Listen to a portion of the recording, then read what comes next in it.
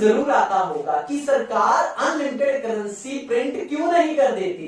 Currency print करने के लिए आखिर चाहिए ही क्या, एक इंक, कुछ कागज के टुकड़े और मशीन, और करेंसी प्रिंट हो जाएगी। सरकार दबा दबा कर करेंसी प्रिंट कर दे जिससे कि पूरा इंडिया में सभी के पास बहुत सारे पैसे हो जाएं, हर एक गरीब आदमी अमीर हो जाए, हर एक आदमी के पास आलीशान घर हो, आलीशान गाड़ी, BMW, मर्सिडीज, सभी इक्विपमेंट्स हो, और जिससे कि सारा देश सुख समृद्धि की जिंदगी जिए। सरकार अगर हमारा एक छोटा सा काम कर दे, करेंसी को प्रिंट कर दे, एक्सेस पूरी कंट्री के पास करेंसी ही करेंसी हो, तो हम कितनी अच्छे से अपना जीवन व्यतीत कर सकते हैं। लेकिन क्या सरकार के पास ये राइट है? जी हाँ, सरकार के पास करेंसी प्रिंट करने का पूरा राइट है। सरकार ने इस राइट को रिजर्व बैंक ऑफ इंडिया यानी भारत के सेंट्रल बैंक को दिया हुआ है।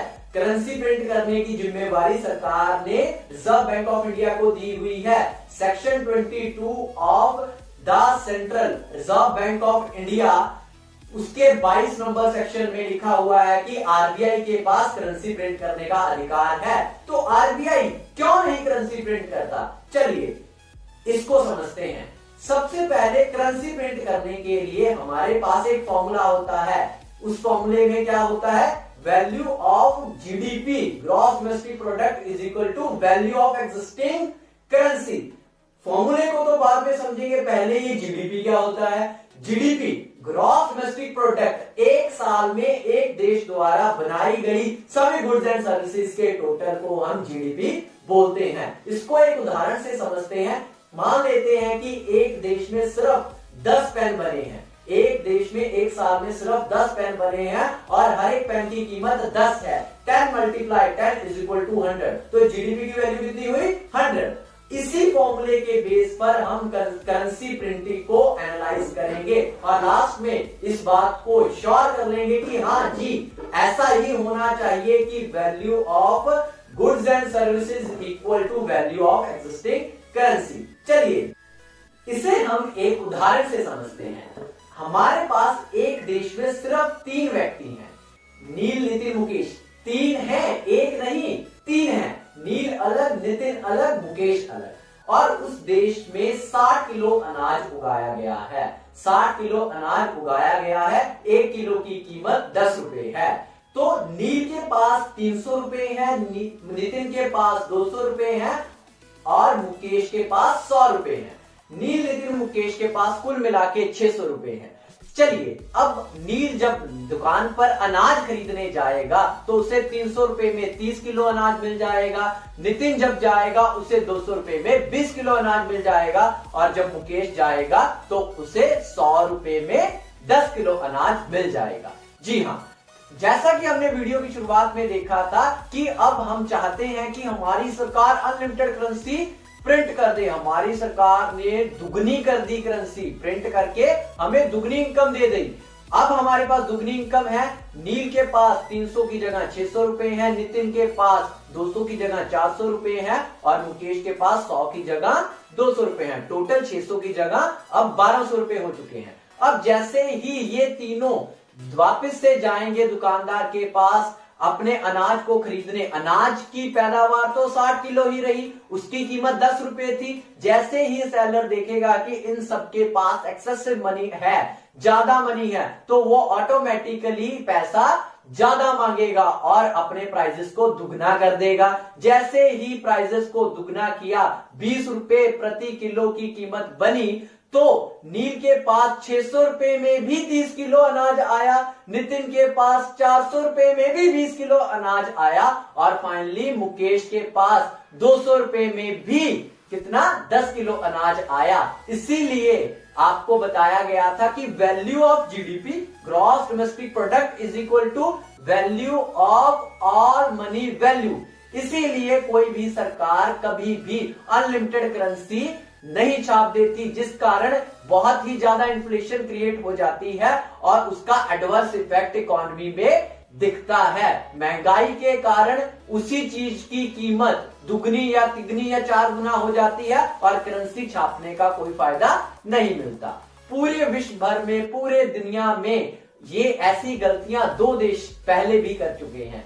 पहला देश जिम्बाब्वे की एग्जांपल लेते हैं। जिम्बाब्वे ने 2002-04 में अपने देश की गरीबी को मिटाने के लिए इसी टूल का सहारा लेने की कोशिश की और उन्होंने दबादब जितनी उनसे करेंसी छपी उन्होंने सारी करेंसी छाप दी। यहां तक कि उन्होंने 1 मिलियन, 2 बिलियन, 1 ट्रिलियन तक के नोट छाप दिए थे। इतनी बड़ी करेंसी छाप दी थी मार्केट में। तो उससे क्या हुआ, गुड्स की कीमत बहुत ज्यादा बढ़ गई और इतनी ज्यादा कीमत बढ़ गई कि जो अंडा आज हमारे यहां 5 रुपए या 6 रुपए में मिलता है वहां 2 से 4,000 जिम्बाब्वे डॉलर में मिलने लगा। ब्रेड की कीमत 50,000 जिम्बाब्वे डॉलर हो चुकी थी। आप अंदाजा लगा सकते हैं इतनी करेंसी छाप चुके थे कि अगर आपको टॉफीज या चॉकलेट्स लेनी होती थी तो आपको बैग भर के पैसे इकट्ठे करके जाना पड़ता था। कहां? दुकान पर। क्यों? क्योंकि करेंसी की कीमत इतनी ज्यादा गिर चुकी थी और गुड्स की वैल्यू इतनी ज्यादा बढ़ चुकी थी। क्यों? क्योंकि सप्लाई उन्हें बैकअप नहीं करती थी। इसीलिए डिमांड एंड सप्लाई का रूल लगाकर हम करेंसी को इक्वेल्युएट करने की कोशिश करते हैं। जैसा कि आपने जिम्बाब्वे के केस में देखा, फिर उन्हें एहसास हुआ कि हमने अपनी मैक्सिमम इतनी ज्यादा करेंसी प्रिंट कर दी है कि एक अंडे की कीमत 2 से 4,000 डॉलर हो चुकी है। आप जानकर आश्चर्य में रह जाएंगे, एक समय ऐसा आ गया था कि एक American dollar 25 million Zimbabwean dollar के बराबर हो चुका था। तो आप देख सकते हैं कि उन्होंने वैल्यू को कितना ऊपर कर दिया होगा, कितनी करेंसी प्रिंट करके अपनी करेंसी को गिरा लिया। ऐसा ही एक एग्जांपल हमने जर्मनी में भी देखा। जब फर्स्ट वर्ल्ड वॉर के दौरान जर्मनी ने बहुत सारी दबा कर करेंसी को प्रिंट किया, जिससे कि वहां की डिमांड, गुड्स की डिमांड बहुत ज्यादा बढ़ गई और डिमांड बढ़ते ही हर एक चीज की कीमत बहुत ज्यादा बढ़ गई, क्योंकि लोगों के पास पैसे थे और वो किसी भी चीज को महंगी अवस्था में भी खरीदने के लिए तैयार थे। और बहुत ज्यादा प्राइसेस और डिमांड बढ़ने के कारण जर्मनी की इकोनॉमी पूरी तरह से त्रास्त हो गई। फिर जर्मनी ने अपनी इकोनॉमी को रिवाइव करने के लिए दोबारा से जीडीपी की वैल्यूज के अकॉर्डिंग अपनी करेंसी को एस्टेब्लिश करने का सोचा और फिर जाकर जर्मनी की इकोनॉमी रिवाइव हुई। ऐसे ही भारत में पूरी की पूरी इकोनॉमी सिस्टम को चलाने के लिए, सपोर्ट देने के लिए मिनिस्ट्री ऑफ फाइनेंस और रिजर्व बैंक ऑफ इंडिया साथ में काम करते हैं। रिजर्व बैंक ऑफ इंडिया के एक्ट 1935 के सेक्शन 22 के अकॉर्डिंग करेंसी प्रिंटिंग का काम रिजर्व बैंक ऑफ इंडिया की एक भारतीय रिजर्व बैंक नोट मुद्रा प्राइवेट लिमिटेड नाम की शाखा करती है, जिसकी 4 प्रिंटिंग प्रेस हमारे देश में अवेलेबल हैं, उपलब्ध हैं। महाराष्ट्र के नासिक में प्रिंटिंग होती है, कर्नाटक के मैसूर, मध्य प्रदेश के देवास, वेस्ट बंगाल के सेल्बोनी में प्रिंटिंग होती है। और अगर हम आगे बात करें, आरबीआई के पास उसके एक्ट के अकॉर्डिंग मैक्सिमम 10,000 रुपए तक का नोट बनाने की परमिशन है। अगर 10,000 से ऊपर का नोट आरबीआई बनाना चाहता है तो उसके लिए आरबीआई को सेंट्रल गवर्नमेंट से परमिशन लेनी होती है।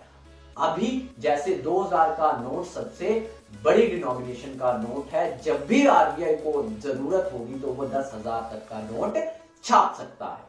जी हाँ, आगे बात करेंगे सिक्कों के ऊपर। आपने सिक्के तो देखे ही होंगे। सिक्कों को प्रिंट या सिक्कों को बनाने का, सिक्के प्रिंट तो नहीं होते, सिक्कों को बनाने का अधिकार सेंट्रल गवर्नमेंट के पास है। क्वाइनेज एक्ट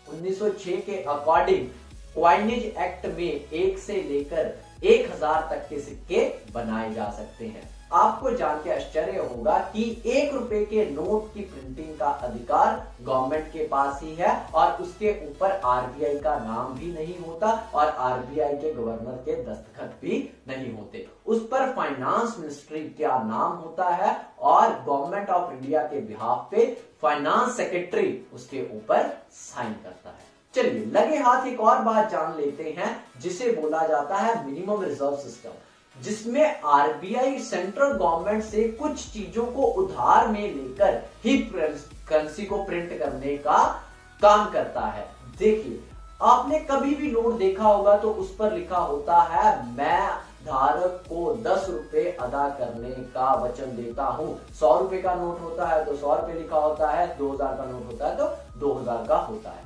तो उसमें आपने देखा होगा आरबीआई के गवर्नर के सिग्नेचर होते हैं, जैसे कि अब शक्तिकांता दास जी आरबीआई के गवर्नर हैं तो उनके सिग्नेचर होते हैं, और इससे पहले उर्जित पटेल जी के सिग्नेचर होते थे, और मैक्सिमम करेंसी पर उन्हीं के सिग्नेचर हैं क्योंकि नोटबंदी के टाइम गवर्नर वही थे। जी हाँ, तो वो उसका मतलब क्या होता है, आरबीआई आपको प्रॉमिस करता है कि इस कागज के टुकड़े की कीमत वो आपको अदा करेगा। मतलब अगर इस कागज को कोई नहीं खरीदता या किसी भी प्रकार से इसको यूज नहीं करता तो आप आरबीआई से आके उसके उतनी कीमत ले सकते हैं in the terms of gold और in the terms of other precious metal.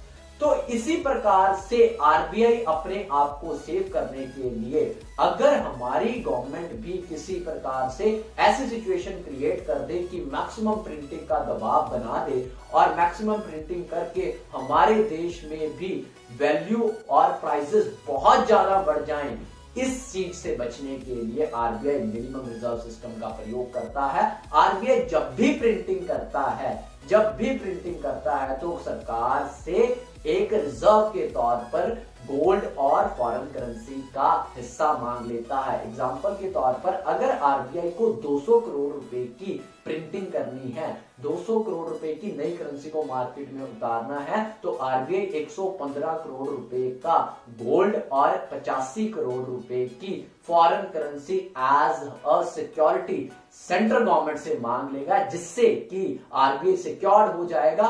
आने वाली समय में अगर कोई भी एडवर्स कंडीशन होती है उससे आरबीआई उस पूरी सिचुएशन को गोल्ड सेल करके या फॉरेन करेंसी सेल करके उभार सकता है। इसीलिए आरबीआई मिनिमम रिजर्व सिस्टम का सहारा भी लेता है।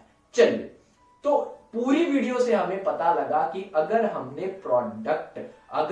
प्रोडक्ट और सर्विसेज के बिहाफ पर अगर करेंसी ना प्रिंट की, उनको सामने रखकर करेंसी ना प्रिंट की और एक्सेसिव करेंसी को प्रिंट करते गए तो उससे किसी भी इकोनॉमी का कुछ भी फायदा होने वाला नहीं है। कुछ भी किसी भी प्रकार से इकोनॉमी पॉजिटिव सेक्टर में नहीं जाने वाली, उससे और नेगेटिविटी फैलेगी। कैसे? हर एक व्यक्ति के पास बहुत सारे पैसे होंगे और हर एक व्यक्ति हर एक प्रोडक्ट की डिमांड करेगा, जिससे कि प्रोडक्ट के प्राइसेस बहुत ज्यादा हो जाएंगे, जैसा कि आपने जिम्बाब्वे में भी देखा। हाल फिलहाल में कोरोना वायरस का खौफ पूरी दुनिया में है, आपने देखा ही है।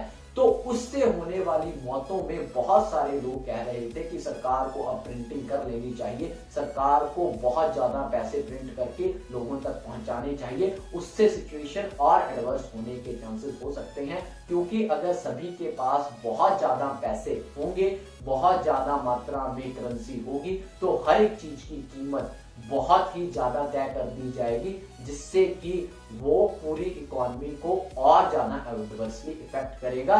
इसके सॉल्यूशंस गवर्नमेंट को अपनी एग्जिस्टिंग करेंसी के अंदर रहकर ही सोचने होंगे।